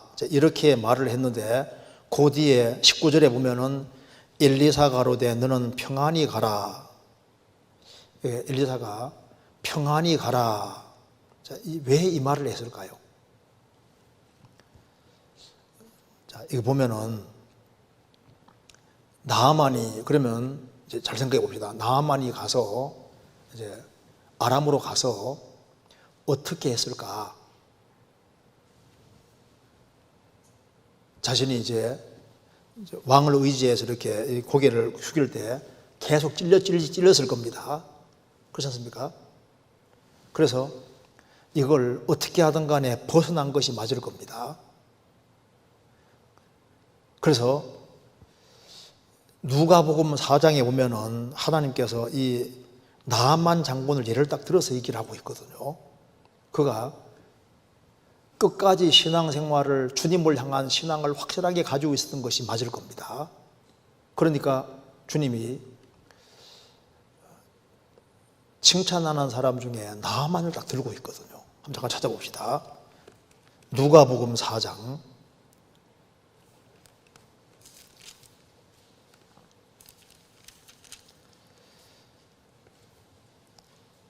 4장 25절 제가 읽겠습니다. 내가 참으로 너희에게 이르노니 엘리야 시대에 하늘이 새해 6달을 닫혀 온 땅에 큰 흉년이 들었을 때 이스라엘에 많은 과부가 있었으되 엘리야가 그중 한 사람에게도 보내심을 받지 않고 오직 시돈 땅에 있는 사렙다의 한 과부에게 뿐이었으며 또 선지자 엘리사 때 이스라엘에 많은 문둥이가 있었으되 그 중에 한 사람도 깨끗하지 못하고 오직 수리아 사람 나만뿐이니라. 이게 주님께서 여기 엘리야 시대 때 참 과부가 그렇게 많았는데 시돈 땅에 있는 사렙다 한 과부만 하나님의 도우심을 입었다. 하나님의 아주 큰 도움을 받았습니다. 그리고 성경 기록되어 있잖아요. 그리고 이제 엘리사 당시에도 이스라엘 땅에 문둥이가 많이 있었는데 시리아 사람, 수리아 사람 나만만 고침받았다. 나만이 계집 요정의 전도를 받고 그 멀리까지 와서 고침을 받고 돌아갈 때 이 사람이 하나님에 대한 확실한 신앙을 가지고 있고 신앙이 크게 발전할 수 있는 사람이 확실합니다. 그래서 엘리사가 평안히 가라 그렇게 말했을 때 왜 평안히 가라고 했을까요? 지금 당장은 믿음이 조금 부족해 보이고 그리고 저렇게 그 여호와 하나님이 하나님인 줄 알았으면은 군대 장관 자리도 탁 내놓고 그냥 그렇게 용감하게 하면 좋을 텐데 저렇게 찝찝하게 말하는데도 찝찝하게 하잖아요. 확실하게 못하고. 그러니까 그렇지만은 여기에 평안히 가라 이렇게 말했을 때는 시간 지나가면은 이 나아만이 정말 여호와 하나님을 향한 확실한 신앙을 가지고서 끝까지 잘 살 것을 정말 믿고 바랐기 때문에 평안히 가라 이렇게 말을 했을 겁니다. 그래서 그가 하나님만 섬기고 우상에게 고개도 안 숙이는 그런 식으로 발전된 걸 아마 알았을 거예요.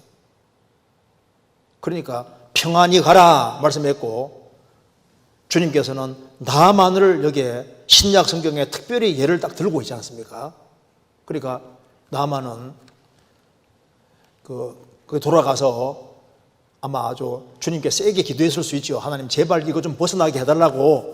그래서 왕이 빨리 죽었을 수도 있고 아이고 이제 해방이다 할 수도 있고 어찌됐든 간에 여호와 하나님께만 경배하는 그런 그리고 남의 눈치 안 보는 그런 신앙으로 발전된 것이 맞을 겁니다. 그래서 아마 엘리사는 나중에 그렇게 할 것조차 믿었는지 정확히는 알 수 없지만은 괜히 평안히 가라 이렇게 말할 리는 없잖아요. 그거 나중에는 정말 여호와 하나님만 섬길 것을 믿고 또 기도하고 또 그렇게 될 것을 정말 신뢰하고 바랐기 때문에 평안히 가라 그렇게 말을 했을 것이고 그리고 하나님께서도 예수님께서도 이렇게 말씀하신 걸 봐서는 그가 나중에 좀 더 온전하고 굳건한 신앙을 가진 것으로 보입니다. 그래서 한 사람이 처음에 신앙 가지고 부족한 모습을 보인다 해가지고 이거 그 믿음이 시원찮네 하면서 막 함부로 판단하고 그럴 것이 아니라 조금 기다려주는 것도 필요할 수 있습니다. 그가 생명 있는 믿음을 가졌다면은 확실하게 행동을 하고 그리고 이제 주님 길을 따라서 확실하게 살으리라고 생각을 합니다. 그 다음 질문 보겠습니다. 삼손은 나실인으로서 시체를 가까이에서는 안 되는 사람이었는데 사자에게서 난 꿀을 먹는 모습을 보입니다. 이것이 합당한 행동인지요? 저는 합당치 않은 행동이라고 생각하는데 점 찍어놓고 설교에서 이 내용을 통해서 의인이 사탄과 싸워서 이긴 후 얻는 꿀 같은 기쁨을 누려야 한다는 교훈을 얻어야 한다고 하셨습니다. 교훈 받을 수 있다는 얘기입니다. 그런데 저는 그 말씀이 공감이 안 됐던 게 이 내용은 삼손의 잘못인데 왜 본받아야 할 내용으로 말씀하시는 건가라는 생각이 들었기 때문입니다. 이와 같이 저는 묵상할 때 성경의 전체적인 맥락에서 내용을 바라보고 교훈을 얻는 것이 중요하다고 생각하는데, 위와 같이 삼손의 불순종한 내용이 아름다운 성리의 내용으로 둔갑하는 이러한 묵상은 잘못된 묵상이 아닌가 생각이 듭니다. 말씀에 공감하지 못하는 제 모습이 합당치 않은 것 같기도 하여 갈등이 되면서 말입니다. 묵상을 할 때 말씀을 어떻게 분석하고 받아들이는 것이 합당한 묵상인지 묵상한 방법인지 알려주시면 감사하겠습니다. 좀 좋은 질문이죠, 이것도. 여기 이제 질문 내용대로 삼손이 나시린으로서 시체 가까이에서 안 되잖아요. 실제입니다. 그러니까 삼손은 일단 딥나로 내려가는 것부터 옳지 않은 거거든요. 딥나에 내려가서 이방 여자를 취해가지고 결혼도 하고 이제 자꾸 내리막길을 걷잖아요. 그리고 삼손은 나시린이니까 죽은 사체에 가까이 하면 안 되는데 가까이 했고, 거기서 이제 꿀을 취해 먹었고, 그리고 이제 부모님에게 줬지 않습니까? 그리고 또 새 나귀의 턱뼈 그거 가지고 와서 또 이렇게 천명을 죽였는데, 하는 족족 보면 잘못하는 게 너무 많잖아요. 삼손이 부족한 모습을 많이 보인 것이 맞습니다. 그러니까 삼손이 하나님 앞에 잘못하는 모습을 많이 보이고 있다는 것도 맞아요. 그런데 그것만 있는 것이 아니다, 그 말입니다. 잘 생각해 보세요. 삼손이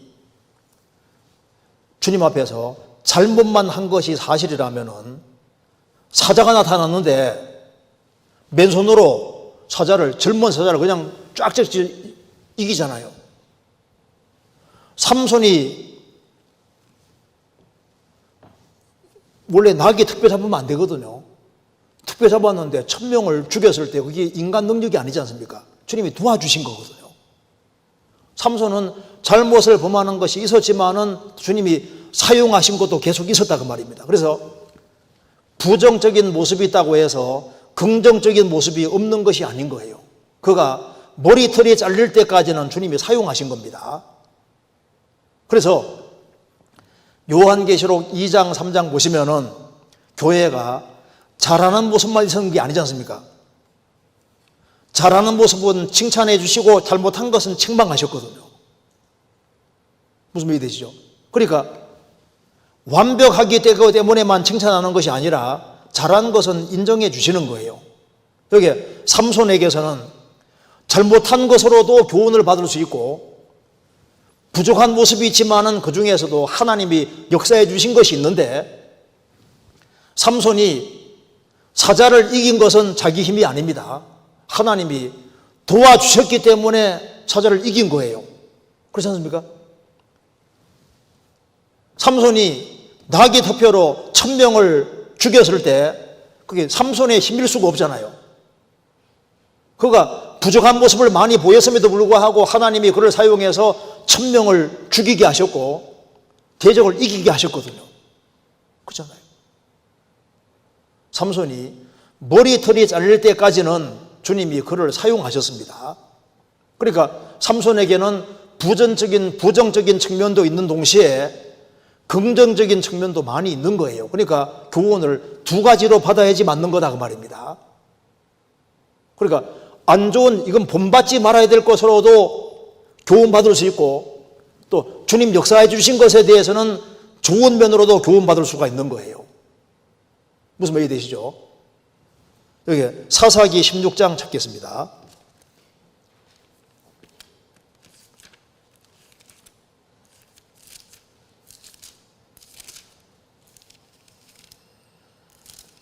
(16장) 20절 들릴라가 가로되 삼손이여 블레셋 사람이 당신에게 미쳤느니라 하니 삼손이 잠을 깨며 이르기를 내가 전과 같이 나가서 몸을 떨치리라 하여도 여호와께서 이미 자기를 떠나신 줄을 깨닫지 못하였더라. 자, 삼손이 머리털이 잘릴 때까지는 하나님이 삼손을 떠나지 않았습니다. 삼손과 계속 함께 하셨던 거예요.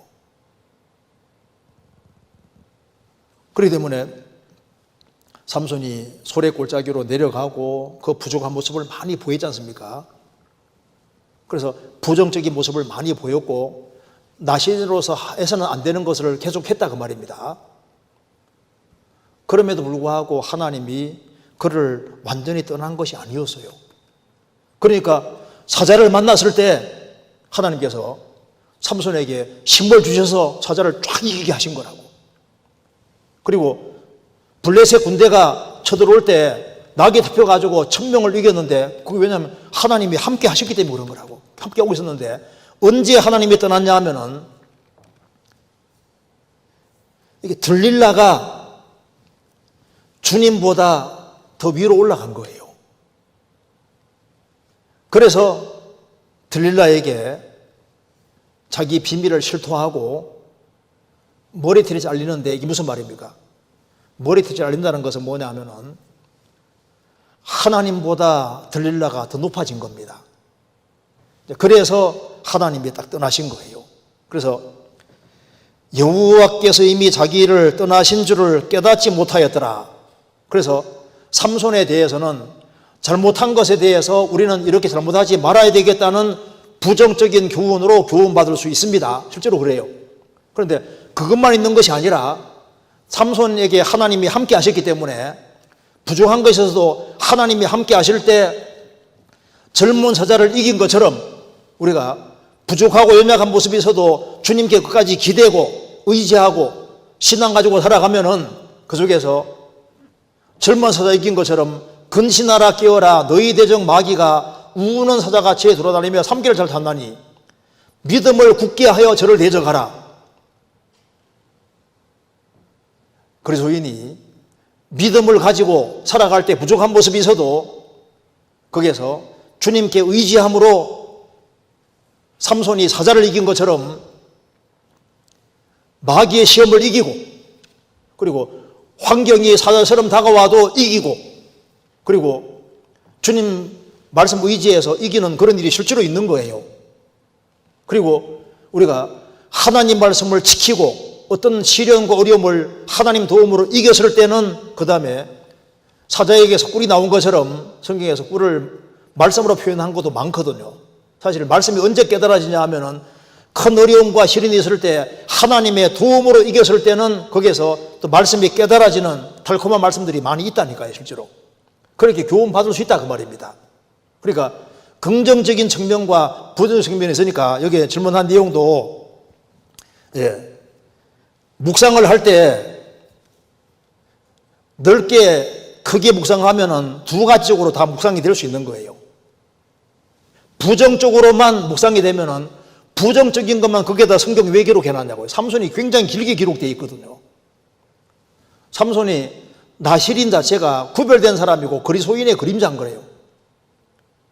그래서 그가 부족한 모습을 많이 보인 것도 있지만은 그가 주님을 의지하는 믿음도 있고 주님이 역사해 주신 것도 있기 때문에 두 측면이 같이 있다는 것을 생각을 해야 되는 겁니다.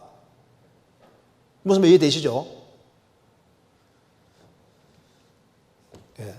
그리고 이제 그 다음 그냥 빨리 읽겠습니다. 여기 넘어가도 되겠죠? 예. 그 다음에 다윗은 전쟁에 나가기 전 늘 하나님께 묻고 행하는 모습을 보여줍니다. 다윗이 받은 응답은 기도 가운데 환상이나 영감으로 주어진 것인가요? 아니면 제사장을 통해서 그 답을 주신 걸까요? 신앙생활을 하다 보면 때론 무엇인가를 결정해야 할 때가 있고 선택의 갈림길로 고심하게 될 때가 있고 기도와 말씀으로 그 답을 찾고자 하더라도 때론 막막할 때도 있습니다. 매사에 여호와께 묻는 다윗 그리고 구체적으로 응답하시는 하나님, 우리의 신앙생활 가운데 이 성경 구절이 이루어지기 위해 어떻게 하면 될까요? 이것도 좋은 질문이죠. 다윗은 전쟁에 나가기 전 늘 하나님께 묻고 행하는 모습을 보여줍니다. 이거 정말 맞지 않습니까? 사사기 1장에도 여호와께 묻자와 가로되 하나님께 묻고 행할 때는 좋았는데 자기 소견에 옳은 대로 행하였을 때는 사사시대에 아주 복잡해지고 문제가 많이 생겼습니다. 잠언 3장에도 너는 범사의 그를 인정하라. 그래서 주님께 인정하는 모습을 다윗은 보여주고 있습니다. 다윗이 받은 응답은 기도 가운데 환상이나 영감으로 주어진 것인가요? 아니면 제사장을 통해 그 답을 주신 건가요? 하나님이 직접 답을 주기도 하시고 우림과 둔림으로 하기도 하시고 제사장을 통해서도 하시고 여러 가지 방법으로 답을 주셨습니다.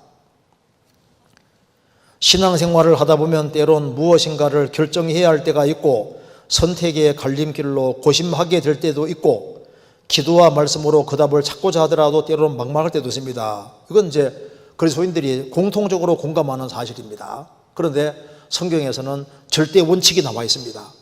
왜냐하면 하나님은 옛날의 하나님하고 지금 하나님하고 똑같거든요. 그리고 하나님이 행하시는 원리도 다 동일하게 되어 있습니다. 하나님 변치 않으시니까 똑같습니다. 그래서 기본 원리는 똑같이 되어 있어요. 그래서 여호와를 경외하는 자 누구뇨? 그 택할 길을 저에게 가르치리로다. 시편 25편에 말씀한 대로 하나님을 경외하는 사람은 하나님이 택할 길을 알려주십니다. 그리고 그 옛날도 그렇고 지금도 마찬가지고 감당할 이상의 시험이 없고 피하게 주시는 것도 맞는 거예요. 그리고 여기에 매사에 여호와께 묻는 다윗, 그리고 구체적으로 응답하시는 하나님, 우리 시대에도 구체적으로 응답하는 것이 맞습니다. 그래서 응답이 없을 때 우리 신앙생활 속에서 시편 40편에 뭐라 했습니까? 기다리고 기다렸으니, 기다리고 더 기다리고 인내심 가지고 더 기다리면 주님이 참으로 기다리는 사람에게 답을 주셔요. 왜? 하나님 살아계시니까. 하나님을 기대하고 기다리는 사람은 하나님께서 적절한 시간대에 응답 주시는 것이 사실입니다. 이사야 30장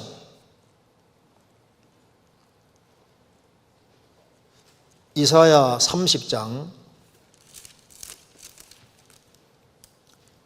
18절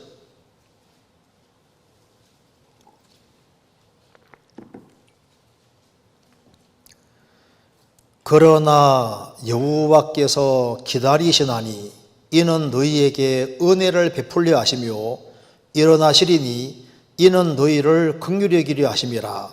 대저 여호와는 공의의 하나님이심이라. 무릇 그를 기다리는 자는 복이도다.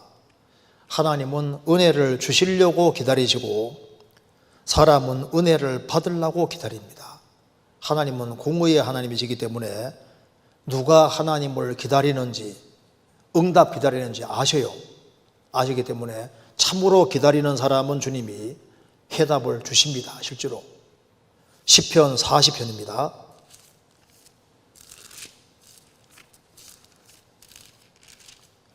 1절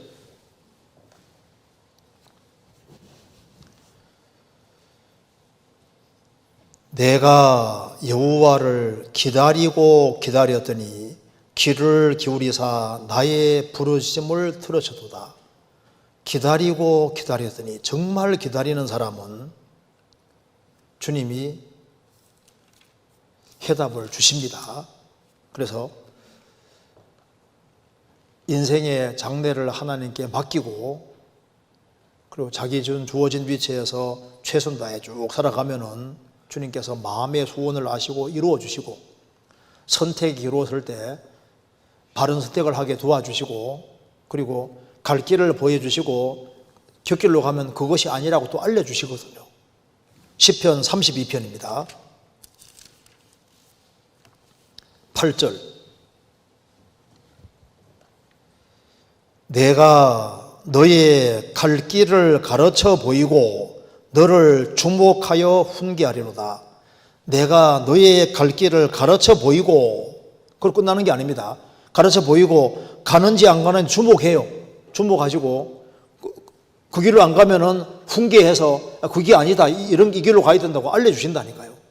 그래서 돌이켜보면은 주님이 인도해 오셨어요. 내 발걸음 걸음마다 주님이 인도해 주신 것을 알 수가 있는 겁니다. 그래서 서두르지 않는 사람은 답을 알 수 있고 참으로 해답을 구하는 사람은 주님이 간섭해 주시는 것이 있습니다. 우리가 구원받았다는 것은 하나님이 나를 굽어 살펴보시고 내게 간섭해 주셨으니까 구원받은 거잖아요. 구원받고 난 다음에도 주님이 간섭해 주십니다. 주님 멀리 계신 분이 아니에요. 그는 우리 각 사람에게서 멀리 떠나 계시지 아니하도다. 우리 숨소리보다 가까이 계십니다. 그리고 마지막 질문 간단하게 보겠습니다. 베냐민이란 뜻이 오른손의 아들인데 베냐민 지파 출신 중에는 왼손잡이들이 특별히 언급된 경우가 많은 것 같습니다. 사사기 3장 15절에 왼손잡이 에웃, 사사기 20장 16절에 베냐민 지파의 왼손잡이 물매꾼이 많았다는 언급 등 이런 아이러니가 갖는 성경 속 교훈이 있는지 궁금해서 질문드립니다. 근데 이거는 전혀 관계없는 얘기입니다. 이게 베냐민이 오른손의 아들이라 말하고 베냐민 지파 중에 왼손잡이들이 많았다 하는 거하고 완전히 관계가 없는 얘기예요.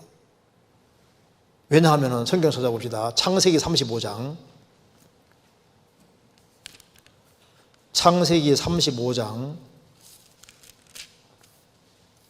16절입니다.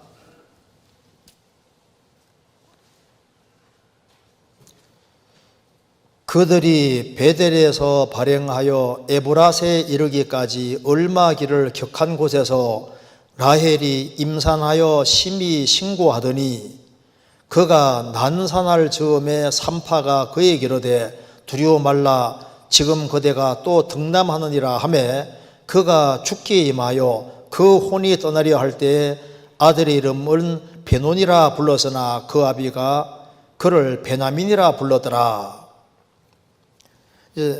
라헬 어머니가 아기 낳았는데 난산입니다. 아기가 잘 안 나오는 거예요. 그래서 아주 오랫동안 아주 심하게 고생을 하는 겁니다. 그리고 고생하는 중에 아기 낳으면서 이제 죽는데 혼이 떠나려 할 때 아들 이름을 베논이라고 불렀다고 말입니다. 베논이는 슬픔의 아들이라고 불렀는데 아버지는 아들 이름을 베냐민이라고 불렀다. 베냐민은 오른손의 아들이라는 뜻입니다. 예수님도 슬픔의 아들인 동시에 오른손의 아들입니다. 예수님은 참 슬픔을 많이 겪으셨잖아요. 그런데 예수님은 오른손의 아들이었습니다. 그런데 여기 이제 어머니는 아들을 베논이 슬픔의 아들이라 불렀는데 아버지는 오른손의 아들이라 불렀다. 왜 오른손의 아들이라 불렀을까요? 여기에서 말하는 오른손의 아들이라는 것은 하나님이 왼손으로 붙들리라는 말 없잖아요. 성경에는 항상 하나님 손 하를 때는 항상 하나님 오른손입니다. 내가 의로운 오른손으로 너를 붙들리라. 그 오른손은 오른손은 의로운 편이고 하나님 편이고 정의의 편이에요. 그리고 여기에 어머니가 죽으면서 아들을 낳았기 때문에 이 아들이 오른손의 아들이 되기 원했다는 것은 하나님 손에 붙잡혀서 하나님 앞에 아주 귀하게 쓰임받는 그런 사람이 되기를 원했기 때문에 오른손의 아들이라 불렀다고 말입니다. 그러니까 손으로 말하는 왼손 오른손 말하는 게 아니고 오른손의 아들이라는 것은 하나님께 쓰임받는 사람, 하나님의 의로운 오른손에 붙잡혀서 하나님의 귀 앞에 쓰임받는 그런 사람이 되기를 원했기 때문에 오른손의 아들이라 되었지, 오른손잡이 왼손잡이 그런 개념하고는 다르기 때문에 베냐민 지파 속에 왼손잡이가 많았다, 그거하고는 아이러니가 아니라 전혀 관계없는 서로 별개의 얘기를 지금 하고 있는 거다 그 말입니다. 이해되시죠? 그러니까 베냐민 지파에는 실제로 왼손을 사용해서 왼손잡이가 많았다는 거예요. 왼손으로 얼마나 물매도를 잘 돌렸는지 잘 맞추고 했지 않습니까? 그것은 실제로 오른손잡이 왼손잡이 할 때 그 얘기를 하는 거고, 여기서 오른손의 아들이란 말은 그런 말이 아니라 오른손 왼손 하는 오른손 왼손이 아니고 하나님의 손에 붙잡혀서 하나님 앞에 귀하게 쓰임받는 사람이 되라고 그렇게 해서 오른손의 아들이라고 이름 붙이자, 베냐민이라고 붙였다 그 말입니다. 그러니까 능력 있는 아들이 되고 하나님께 귀하게 쓰임받는 아들이 되고 정말 세상에서 주님의 복음과 영광을 위해 살 수 있는 그런 아들이 되기를 원했기 때문에 오른손의 아들이라고 이름 붙였다 그런 의미입니다. 이해되시죠? 네. 여기 이렇게 해서 오늘 질문 7가지를 마쳤습니다. 같이 기도하시겠습니다. 은혜와 사랑이 충만하신 하나님 아버지, 많은 사람 중에서 저희들을 복음으로 불러주시고 주님의 십자가의 귀한 은혜를 깨닫게 해주시고 은혜와 사랑 가운데 살게 해주시는 것을 감사합니다. 저희들에게 바른 분별력을 주시고 하나님의 말씀을 붙잡고 말씀 가운데 살아가도록 더욱 역사해 주시고 도와주옵소서. 교회가 계획한 모든 일에 주님이 앞서 행해 주시고 주의 역사와 능력을 더욱 나타내 주옵소서. 우리 주변에 불쌍한 이뤄진 영혼들이 너무나도 많이 있습니다. 국내와 해외에 주의 귀한 복음이 더 널리 증거될 수 있도록 도와주시고 우리 모두를 귀하게 사용해 주옵소서. 우리 구주 예수 그리스도 이름으로 기도하옵나이다. 아멘. 예, 수고하셨습니다.